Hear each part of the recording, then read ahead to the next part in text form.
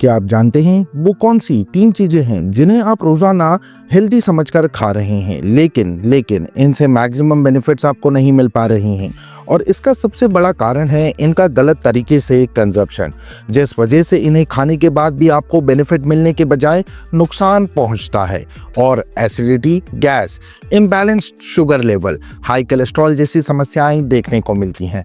तो कौन सी हैं ये 3 चीजें जो हेल्पफुल होने के बाद भी हार्मफुल बन जाती है? आइए जानते हैं। नमस्कार दोस्तों, मैं हूं आपका साथी होम्योपैथ डॉक्टर सहज जोशी और एक बार फिर मोस्ट वेलकम करता हूं आपका अपनी इस खास वीडियो में। दोस्तों, सबसे पहली चीज है नंबर 1 रोटी। रोटी इंडियन कल्चर का एक इम्पॉर्टेंट पार्ट है जिसके बिना थाली अधूरी सी लगती है। अगर रोटी ना मिले तो पेट भरा भरा सा लगता ही नहीं है। आज लोगों को कई तरह के नुकसान पहुंचा रही है, जैसे पेट में गैस बनना, पेट का बहुत ज्यादा फूलना, IBS, हार्टबर्न जैसी अनेकों दिक्कतें हो रही हैं। और इसकी वजह हो सकती है गलत कुकिंग। जी हाँ, आज लोग टाइम सेव करने के लिए रोटी को तवे पर कम और डायरेक्ट गैस पर ज्यादा सेकना पसंद करते हैं और कुछ ही मिनट में रोटी बनकर तैयार हो जाती है, लेकिन अंदर से ये अच्छे से पकी नहीं होती है। आप खुद इस रोटी को बनाने के बाद अंदर से देखेंगे आपको ये कच्ची नजर आएगी। यही कच्चा आटा जब आपके पेट में पहुंचता है तो गैस, IBS, एसिडिटी को जन्म देता है।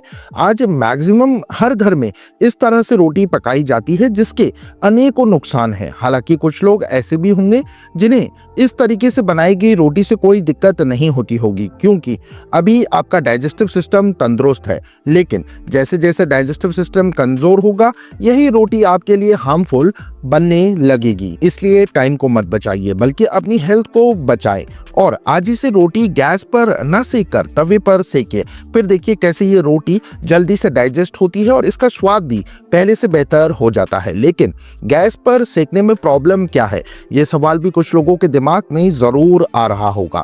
देखिए, पुराने समय में लोग रोटियों को चूल्हे, नेचुरल कोल पर पकाते थे, लेकिन आज यही रोटियां LPG यानी लिक्विफाइड पेट्रोलियम गैस की फ्लेम पर डायरेक्ट बनाई जा रही हैं, जो हेल्थ के लिए नुकसानदायक है। और इस बात को कई रिपोर्ट्स भी सही ठहरा चुकी हैं। लेकिन तवे पर सेकने में कुछ लोगों को फुली हुई रोटी नहीं मिल पाती। देखिए, इसका भी एक सोल्यूशन है। आप रोटी को किसी कपड़े की मदद से साइड से प्रेस कर कर पकाइए। फिर देखिए कैसे रोटी ठीक ठाक फूलती है।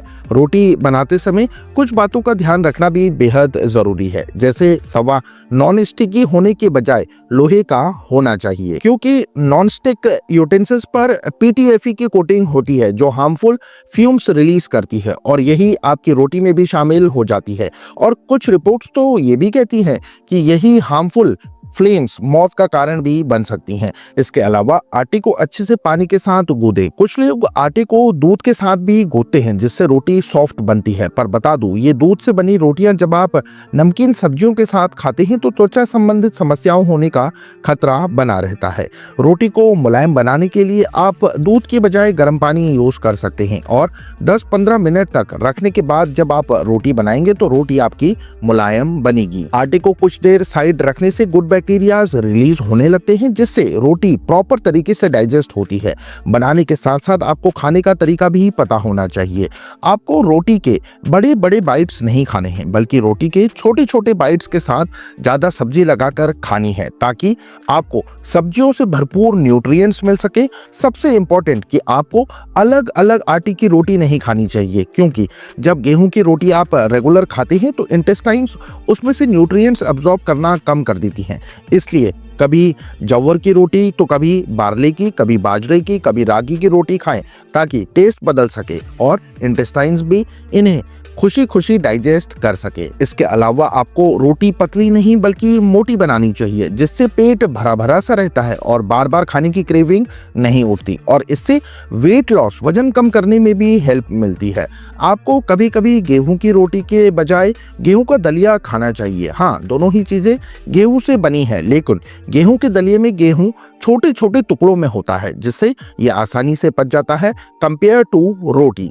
इसलिए रोटी को मेरे बताए हुए इंस्ट्रक्शंस के अनुसार ही बनाकर आप लोग इस्तेमाल कीजिए। Number 2, onion. दूसरी चीज है प्याज, जिसे अगर आप डेली खाते हैं तो इससे आपकी हाई डायबिटीज कंट्रोल में आ सकती है। जितना भी नसों में जमा हुआ कोलेस्ट्रॉल होगा वो भी रिड्यूस होने लगेगा। साथ ही प्याज खाने से मेल्स की सेक्सुअल पावर भी इंक्रीज हो जाती है। इस तरह ऐसी 20 समस्याएं हैं जिनमें प्याज बहुत अच्छा काम करता है और किसी वरदान की तरह ये है। लेकिन ये फायदे आपको तभी मिलते हैं जब आप इसे सही तरीके से कंज्यूम करते हैं। कुछ लोग होते हैं जो प्याज को ऑयल में फ्राई कर कर एकदम रेड कर लेते हैं और फिर उसे सब्जी राइस में ऐड कर कर खाते हैं। इतना ज्यादा रोस्ट होने की वजह से प्याज का स्वाद तो इंक्रीज होता है, नो डाउट, लेकिन इसके फायदे चले जाते हैं। ये रोस्टेड ऑनियन वजन को बढ़ावा देते हैं, शरीर सुस्तीला सा हो जाता है, इसलिए तड़का लगाते वक्त प्याज को ज्यादा नहीं भूनना चाहिए। अगर आपको प्याज के मैक्सिमम बेनिफिट्स लेने हैं तो सबसे बेस्ट ऑप्शन है कि आप प्याज को कच्चा खाएं। आप इसे सैलेड के तौर पर खा सकते हैं, क्योंकि कच्ची प्याज को खाने से इसमें मौजूद स्ट्रॉन्ग एंड हेल्पफुल एलिमेंट्स शरीर में अलग अलग फायदा पहुंचाते हैं। रिपोर्ट्स ने तो यहाँ तक का दावा किया है कि अगर आप प्याज को कच्चा खाते हैं तो कैंसर होने की संभावना ना के बराबर हो जाती है। कैंसर जैसी बड़ी बीमारी को तो ये रोक ही सकता है, साथ ही हाई ब्लड शुगर लेवल भी इससे खाने से कम हो जाते हैं और डायबिटीज कंट्रोल में बनी रहती है। 40 ग्राम कच्ची प्याज खाने से एक एक्सपेरिमेंट के दौरान 4 घंटे में पेशेंट की डायबिटीज कंट्रोल में आ गई थी, जबकि दूसरे एक्सपेरिमेंट में जब कोलेस्ट्रॉल पेशेंट को 80 ग्राम कच्ची प्याज खिलाई गई तो उसका कोलेस्ट्रॉल लेवल बहुत जल्द कम हो गया। इस तरह उच्च रक्तचाप, ब्लड प्रेशर के पेशेंट को भी कच्ची प्याज से बहुत ज्यादा बेनिफिट मिलता है, क्योंकि कच्ची प्याज मिनरल्स, एंटीऑक्सीडेंट्स और फाइबर से भरपूर होती है। इसलिए पहले के लोग भी ज्यादा से ज्यादा अपनी डाइट में कच्ची प्याज को ऐड करते थे और आपने देखा या सुना होगा कि बड़े बुजुर्ग प्याज को चाकू चूरी से काटने के बजाय हाथों से कुचल कर खाते थे, जो कि बहुत फायदेमंद तरीका है, क्योंकि जब हम चाकू से प्याज को काटते हैं तो इसके हेल्पफुल जूसेस निकलने लगते हैं और कुछ ही देर रखने के बाद इनकी इफेक्टिव प्रॉपर्टीज खत्म होने लगती हैं। इसलिए जैसे ही आप प्याज को काटे तो उसे तुरंत खा लें, इससे आपकी सेक्सुअल पावर बढ़ेगी। यही वजह है कि अध्यात्म से जुड़े लोग सेक्सुअल एक्साइटमेंट और पावर को कंट्रोल में रखने के लिए प्याज का सेवन नहीं करते हैं। नंबर 3, बनाना। तीसरी चीज है केला, जो सदाबहार फल है और काफी सस्ते भी होते हैं।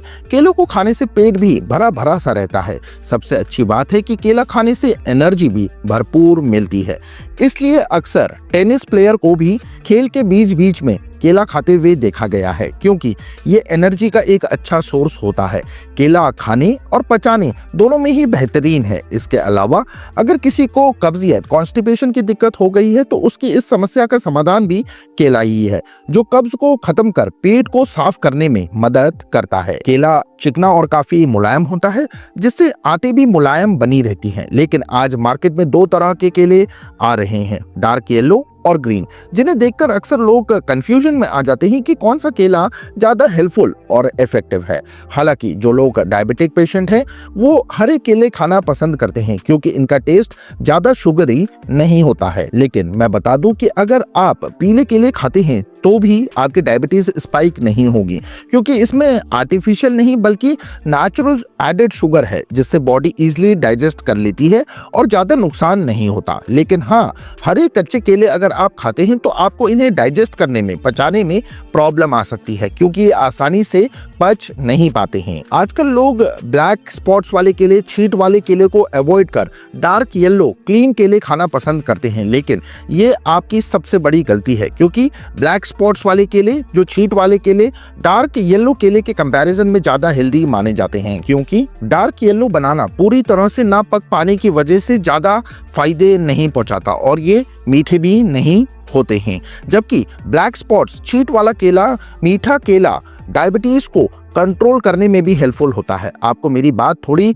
डाउटफुल लग रही होगी, क्योंकि यही बताया जाता है कि केला डायबिटीज को बढ़ाता है, लेकिन ऐसा नहीं है, क्योंकि केले में सोल्यूबल फाइबर्स होती है, जिससे ब्लड शुगर नहीं बढ़ती। इसके अलावा केले में भरपूर मात्रा में एंटीऑक्सीडेंट्स पाए जाते हैं, जो ब्लड शुगर को कम करने में हेल्प करते हैं। और ये फायदे आपको पके हुए केले, जिन पर ब्लैक स्पॉट्स होते हैं, छींट होते हैं, वही देते हैं।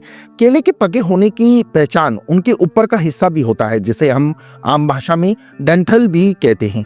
अगर ये केला है तो समझ लीजिए अच्छे से पक गया है। हालांकि आज केलों को पकाने के लिए कई हार्मफुल प्रोसेस का सहारा लिया जाता है, लेकिन आप डेंटल से इनके पके होने का पता लगा सकते हैं। इसके अलावा अगर मार्केट में आपको छींट वाले केले, ब्लैक स्पॉट्स वाले केले नहीं मिलते हैं तो आप कच्चे केले लेकर रख लीजिए और जब ये 2 से 3 दिन में पक जाएं तो फिर इन्हें खा लीजिए। इस पके हुए केले में पोटेशियम अच्छी मात्रा में होती है, जिससे ब्लड प्रेशर कंट्रोल में बना रहता है। इसके अलावा हाइपरटेंशन, हार्ट रिलेटेड प्रॉब्लम्स, हृदय संबंधित परेशानियां इससे कंट्रोल हो जाती हैं। इतना ही नहीं, अगर आपको एसिडिटी, हार्टबर्न जैसी दिक्कत है तो आपको एंट एसिड टैबलेट लेने की बजाय केले खाने चाहिए, क्योंकि ये सेम एंट एसिड टैबलेट की तरह ही काम करते हैं। केले का नेचर कूल होता है, ये एंटी इन्फ्लामेटरी, एंटीऑक्सीडेंट्स का अच्छा सोर्स माना जाता है, इसलिए ये आंखों के लिए भी काफी अच्छा होता है और एसिडिटी, सीने में जलन जैसी दिक्कत भी इससे ठीक हो जाती है। लेकिन शाम के बाद आप इसका सेवन ना करें, क्योंकि ये ठंडा होता है, इसलिए कफ, सोर थ्रोट, कोल्ड आपको हो सकता है। इसके अलावा केले को लेकर एक कंफ्यूजन और बना रहता है कि कहीं केला खाने से वेट गेन तो नहीं हो जाएगा, तो इसका जवाब है नहीं। अगर आप 1-2 केले रोज खाते हैं तो इसके ऊपर काली मिर्च डालकर अगर आप लेते हैं तो ये आपके वेट लॉस में आपकी हेल्प कर सकता है। लेकिन जो लोग वेट गेन करने के लिए केले खा रहे हैं तो उन्हें इसे घी शक्कर के साथ खाना चाहिए या फिर पीनट बटर के साथ भी आप इसे खा सकते हैं।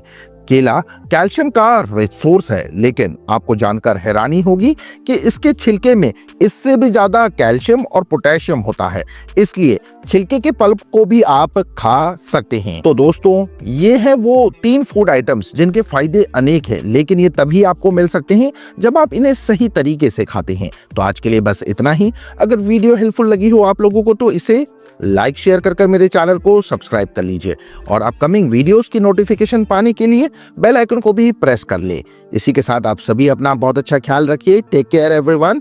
धन्यवाद। Thanks for watching.